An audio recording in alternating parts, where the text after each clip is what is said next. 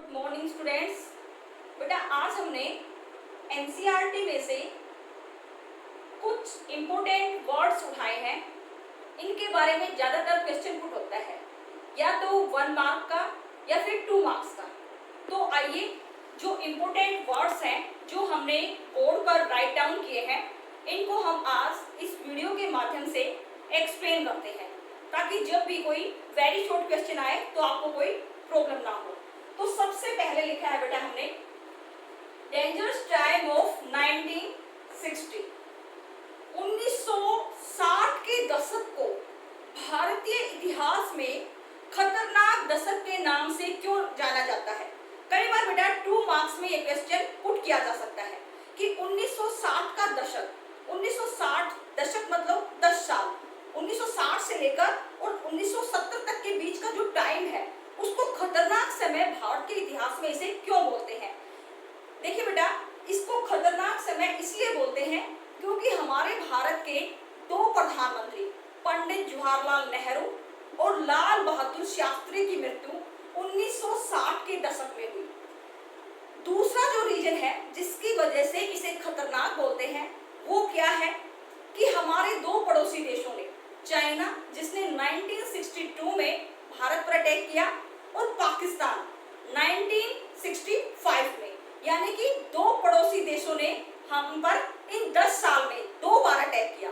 और तीसरा जो रीजन है जिसकी वजह से हम 1960 के दशक को खतरनाक बोलते हैं वो क्या है कि संपूर्ण भारत में उस समय भारत को किस चीज का शिकार होना पड़ा? अकाल का, यानी कि अकाल की वजह से भारत में खाद्यान्न प्रॉब्लम भी आ गई। बेटा ये 3 रीजन है जिसकी वजह से 1960 के दशक को खतरनाक दशक बोलते हैं। अगला वर्ड है बेटा हमारा इमरजेंसी। इट मीन्स आपातकाल। इमरजेंसी बेटा आपातकाल है जिसको किसकी अनाउंसमेंट पर लगाया जाता है? प्रेसिडेंट के अनाउंसमेंट पर लगाया जाता है, लेकिन संसद के मंत्री इसकी लिखित सिफारिश करते हैं प्रेसिडेंट को, तब जाकर वो देश में अनाउंसमेंट करता है। प्रेसिडेंट की ये इमरजेंसी अनाउंसमेंट 3 टाइप्स की होती है। पहली article 352, second article 356 and third 360। यानी कि राष्ट्रपति 3 धाराओं में, धारा 352, धारा 356 और धारा 360 के अंतर्गत देश में आपातकाल लगाता है। अब बात आती है क्या धारा 352 आज तक हमारे देश में लगी है? जी है बेटा। 1962 में जब चीन ने भारत पर अटैक किया तो प्रेसिडेंट ने हमारे देश में धारा 352 लगा चुके हैं। और धारा 356 जब संवैधानिक यंत्र फेल हो जाए तो धारा 356 का प्रयोग भी 100 से अधिक बार भारत में किया गया है। तीसरी जो आर्टिकल है बेटा वित्तीय संकट। आज तक कभी भी प्रेसिडेंट ने वित्तीय आपातकाल घोषित नहीं किया है, यानी कि ये इमरजेंसी प्रेसिडेंट अनाउंस करता है, संसद की सिफारिश पर करता है, 3 आर्टिकल के तहत है, धारा 352, धारा 356 और धारा 360। धारा 352 संपूर्ण भारत पर 1 बार लगी है, धारा 356 100 से अधिक बार लगी है और धारा 360 का प्रयोग प्रेसिडेंट ने आज तक नहीं किया है। अगला जो वर्ड है बेटा पॉलिटिकल सक्सेशन आफ्टर नेहरू।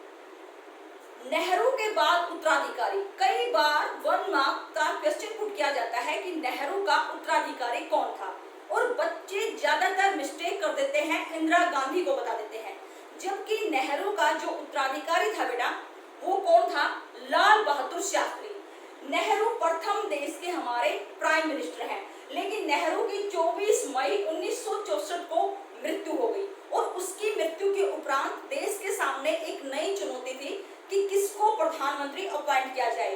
तो नेहरू की मृत्यु के पश्चात जिसको अपॉइंट किया गया वो था लाल बहादुर शास्त्री। लाल बहादुर शास्त्री बहुत कम समय के लिए भारत के पीएम रहे, क्योंकि जब वो पाकिस्तान के साथ कोई समझौता करने गए थे ताशकंद में, ताशकंद समझौता जो है, ताशकंद क्या है? उज्बेक की राजधानी, तो वहां पर लाल बहादुर शास्त्री की 10 जनवरी 1966 को क्या हो गई? मौत हो गई। तो बेटा नेहरू का उत्तराधिकारी लाल बहादुर शास्त्री को माना जाता है और लाल बहादुर शास्त्री ने एक स्लोगन दिया है जो पूरे भारत में फेमस है, जय जवान जय किसान।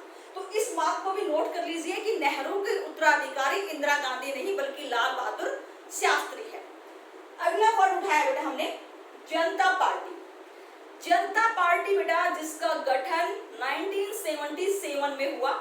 जनता पार्टी वो पार्टी है जो छोटी छोटी विरोधी पार्टियों से मिलकर एक नई पार्टी का गठन हुआ, और ये वो जनता पार्टी है जिसने कांग्रेस को लगातार जो 25 साल से जीत हासिल करती आ रही थी, 1952 से लेकर 1977 तक सेंटर में अपनी पकड़ बना रही थी, ये वो जनता पार्टी है जिसने 1977 में 1977 में कांग्रेस पार्टी को पराजित किया सेंटर में।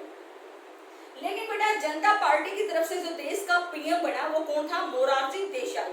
मोरारजी देसाई पहले गैर कांग्रेसी प्रधानमंत्री थे। कई बार क्वेश्चन पुट किया जाता है कि मोरारजी देसाई किस प्रकार के प्रधानमंत्री थे? गैर कांग्रेसी, क्योंकि कांग्रेस का बेटा दो भागों में विभाजन हो गया था, कांग्रेस आर और कांग्रेस ओ। कांग्रेस आर का नेतृत्व श्रीमती इंदिरा गांधी द्वारा किया जा रहा था और कांग्रेस ओ का नेतृत्व मोरारजी देसाई द्वारा किया जा रहा था। मोरारजी देसाई की सरकार, जिसमें मोरारजी देसाई देश के प्रधानमंत्री थे, वो 18 महीने चली।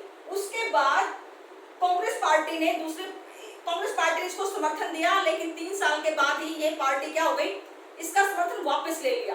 यानी 1980 में देश में क्या हुए, मिड टर्म इलेक्शन, मध्यावधि चुनाव, क्योंकि जनता पार्टी 5 साल तक टिक नहीं पाई। अब बात आती है बेटा 1980 में जो मध्यावधि चुनाव हुए वो जनता पार्टी की अस्थिरता और जनता पार्टी में जितने भी नेता शामिल थे उनके विचारों में इक्वलिटी नहीं थी, समानता नहीं थी। आंतरिक कलहबाजी और गुटबाजी की वजह से जनता पार्टी खंडित हो गई और इसको बीच में ही बर्खास्त करना पड़ा। ये है बेटा जनता पार्टी का रोल। इसमें 1 नंबर में क्वेश्चन पुट किया जा सकता है, फाउंडेशन 1977, पहला गैर कांग्रेसी प्रधानमंत्री मोरारजी देसाई। कांग्रेस किन 2 भागों में बट गई, कांग्रेस आर और कांग्रेस ओ। कांग्रेस आर का नेतृत्व कौन कर रही थी? श्रीमती इंदिरा गांधी, और कांग्रेस ओ का मोरारजी देसाई। फिर अगला जो वर्ड है बेटा वो हमने क्या उठाया है, बीजेएस। इट मींस भारतीय जनसंघ। बेटा भारतीय जनसंघ एक पार्टी का नाम है जिसकी स्थापना श्यामा प्रसाद मुखर्जी ने की 1950 में। श्यामा प्रसाद मुखर्जी बीजेएस के संस्थापक थे और कश्मीर की स्वायत्तता पर पुलिस हिरासत में उनकी क्या कर दी गई, मौत हो गई पुलिस हिरासत में। ये जो बीजेएस है बेटा भारतीय जनसंघ है, इसी पार्टी से बीजेपी पार्टी निकली है, जो जिसका निर्माण 1980 में हुआ। 1980 में जिस भारतीय पार्टी का निर्माण हुआ उसकी शाखाएं या उसकी जड़ें किस पार्टी में पाई जाती है, बीजेएस में, जिसका संस्थापक कौन था बेटा, श्यामा प्रसाद मुखर्जी। अगला वर्ड उठाया है बेटा हमने नीति आयोग। नीति आयोग जिसकी स्थापना, जिसकी फाउंडेशन 1 जनवरी 2015 को की गई। नीति आयोग को किस आयोग की जगह प्रतिस्थापित किया बेटा, योजना आयोग की जगह। पहले योजना आयोग था जिसकी स्थापना 1950 में हुई, लेकिन एट प्रेजेंट टाइम योजना आयोग को किसमें बदल दिया गया है, नीति आयोग में। नीति आयोग का जो मेन चेयरपर्सन होता है वो होता है हमारे देश का प्राइम मिनिस्टर। तो नरेंद्र मोदी हमारे देश के नीति आयोग के अध्यक्ष हैं। इसका एक वाइस चेयरपर्सन भी होता है, और वाइस चेयरपर्सन कौन है, राजीव कुमार।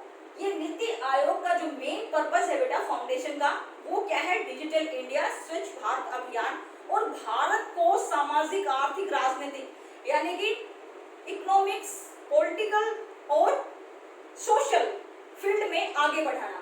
तो ये है बेटा नीति आयोग। अगला जो वर्ड है बेटा वो है end of privy purse. Privy purse की समाप्ति। देखो बेटा आपको पता है कि हमारे भारत देश में 562 देशी रियासतें थी, जिनका विलय भारत के प्रथम गृह मंत्री या भारत के प्रथम उप प्रधानमंत्री सरदार वल्लभ भाई पटेल के अथक प्रयासों के माध्यम से इन देशी रियासतों का विलय भारत में किया गया। बेटा कुछ देशी रियासतें अपनी मर्जी से भारत में विलय कर गई, लेकिन कुछ पर जबरदस्ती की गई। जैसे हम हैदराबाद की बात करें तो हैदराबाद में मिलिट्री की एंट्री करवाई गई और उसी के प्रेशर के आधार पर इस देशी रियासत का विलय किसमें हुआ, भारत में हुआ। तो बेटा इन देशी रियासतों का जब विलय भारत में हुआ तो इन्होंने एक कंडीशन रखी थी कि हमारी जो पर्सनल प्रॉपर्टी है उस पर हमारा अधिकार होगा और सरकार की तरफ से हमें विशेष सुविधाएं और भत्ता प्रदान किया जाएगा। तो उस समय सरकार का मेन पर्पस यही था, यह किसी भी शर्त पर भारत में क्या हो जाए, शामिल हो जाए। तो भारत सरकार ने इनकी सभी शर्तों को मान लिया गया था। इनको अपनी पर्सनल प्रॉपर्टी रखने का अधिकार दे दिया गया था, सरकार की तरफ से सुविधाएं और भत्ते प्रोवाइड किए गए थे। लेकिन इंदिरा गांधी ने अपने शासन में फ्री पर्स की समाप्ति कर दी। देशी रियासतों को दी जाने वाली सुविधाएं और भत्ते समाप्त करने वाली प्रधानमंत्री कौन थी? इंदिरा गांधी। फिर बात आती है बेटा रिलेशनशिप ऑफ चाइना। जब हमने भारत के पड़ोसी देशों के साथ संबंध बताए थे कि बेटा दो ही देशों के साथ हमारे संबंध पूछे जाएंगे, या तो भारत और चीन के साथ या भारत और अमेरिका के साथ। बाकी संबंधों को सिलेबस से डिटेक्ट कर दिया गया है। तो बेटा इन दोनों के बीच में इश्यू है, वो इश्यू मैंने काफी रीजन बताए थे कि दोनों के बीच सीमा विवाद है। जो सीमा दोनों के बीच है वो है मैकमोहन रेखा, जिसका निर्धारण 1914 में किया गया, लेकिन चीन ने 1962 में इसका उल्लंघन किया। इसी तरह चीन ने 1950 में तिब्बत पर आक्रमण करके वहां के राजनीतिक और धार्मिक गुरु को गिरफ्तार करना चाहा, जिसका नाम है दलाई लामा। दलाई लामा ने 1959 में भारत में शरण ली, जिसकी वजह से भी दोनों देशों के बीच क्या है, कड़वाहट है। और इसी तरह चीन अपने लेटेस्ट हथियारों की पूर्ति किसको करता है? पाकिस्तान को करता है। और पाकिस्तान इन हथियारों का प्रयोग किसके प्रति करता है? भारत की जनता के प्रति करता है। और मानचित्र से संबंधित भी प्रॉब्लम है, और चीन द्वारा जो 1962 का अटैक है उससे भी भारत काफी आहत है। यानी ये वो मुद्दे हैं जो दोनों देशों के बीच कड़वाहट बढ़े हैं। अगला है बेटा investigation by Saha commission. Saha commission जांच आयोग से आप क्या समझते हैं? बेटा देखो, जो इन्वेस्टिगेशन बाय साहा कमीशन है इसका रिलेशन किससे है? इंदिरा गांधी द्वारा लागू किया गया 25 जून 1975 में देश में आपातकाल लागू कर दिया था। पूरे भारत को, भारत की प्रेस पर प्रतिबंध लगा दिया था। मीशा कानून लागू कर दिया था। मीशा कानून के तहत उन लोगों को गिरफ्तार किया गया जिनका कोई जुर्म नहीं था। शक के आधार पर उनको घेरा जा रहा था। प्रेस पर बैन लगा दिया, प्रेस सेंसरशिप लागू कर दी। प्रेस सेंसरशिप का मतलब कि कोई भी न्यूज छापने से पहले इंदिरा गांधी की परमिशन लेनी आवश्यक है। जब लोगों को 25 जून 1975 में पूरे देश में सील कर दिया गया, लोगों के जो फंडामेंटल राइट्स थे वो सस्पेंड कर दिए गए, तो इस आधार पर 1977 में कांग्रेस पार्टी को हरा दिया गया था। तो 1977 में बेटा जिस पार्टी का गठन हुआ उस पार्टी का नाम था जनता पार्टी। तो जनता पार्टी ने एक साहा आयोग की स्थापना की। साहा का मतलब क्या है बेटा? यहाँ साहा सुप्रीम कोर्ट के भूतपूर्व चीफ जस्टिस का नाम है जेसी साहा। जेसी साहा की अध्यक्षता में जनता पार्टी ने एक आयोग स्थापित किया कि आप इस बात की जांच पड़ताल कीजिए कि क्या इंदिरा गांधी द्वारा लगाया गया आपातकाल सही है या गलत है, उचित है या अनुचित है। तो साहा आयोग ने बेटा जब इसकी जांच पड़ताल की तो सभी लोगों को इकट्ठा किया। इंदिरा गांधी को भी साहा आयोग में पेश होना पड़ा, लेकिन उन्होंने आयोग के क्वेश्चनों का जवाब देना जरूरी नहीं समझा। उनके किसी भी क्वेश्चन का कोई आंसर नहीं दिया। साहा आयोग ने अपनी रिपोर्ट किसको दी? जनता पार्टी को दी। ये था बेटा जेसी साहा आयोग। बेटा एनसीईआरटी में काफी ऐसे वर्ड हैं जो 1 नंबर या 2 नंबर से जुड़े हुए हैं। बहुत सारे स्टेट ऐसे हैं, जैसे बिहार आंदोलन से जुड़ा हुआ स्टेट कौन सा है? बिहार आंदोलन आपको पता है कि बिहार में चलाया गया। किसके द्वारा चलाया गया? छात्रों के द्वारा चलाया गया। बिहार आंदोलन में जो नेतृत्व किया वो किसने किया? जेपी नारायण ने किया। जेपी नारायण ने किस चीज का नारा दिया? जेपी नारायण ने संपूर्ण क्रांति का नारा दिया। इसी तरह बेटा गुजरात गोधरा कांड कब हुआ? गुजरात गोधरा कांड 2002 में हुआ। उस समय वहां के जो सीएम थे वो कौन थे? नरेंद्र मोदी थे। इसी तरह बेटा गुजरात नवनिर्माण आंदोलन वो क्या था कि गुजरात के जो हॉस्टल थे, हॉस्टल के विद्यार्थियों की फीस को ज्यादा बढ़ा दिया गया, जिसकी वजह से छात्र किसके खिलाफ हो गए?